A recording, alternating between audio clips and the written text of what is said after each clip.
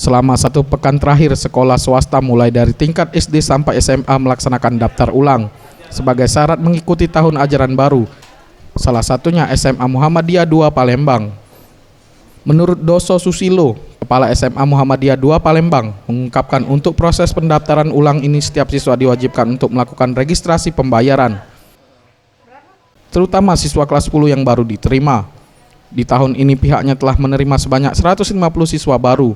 Dibandingkan tahun lalu, jumlah siswa baru ini mengalami peningkatan karena hanya 120 siswa. Dan di tahun ini pihaknya menambah 1 ruang kelas baru, sehingga jumlah siswa mengalami peningkatan.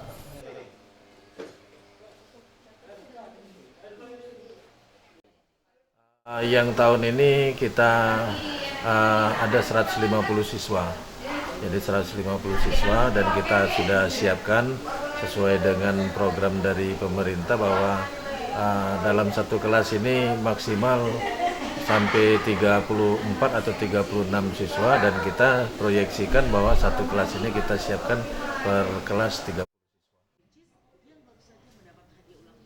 Untuk persyaratan daftar ulang siswa kelas 10, setiap siswa diwajibkan membawa raport asli untuk dilakukan pengecekan nilai sesuai dengan syarat nilai raport kelulusan minimal mendapatkan nilai 75. Tim Liputan Sriwijaya TV.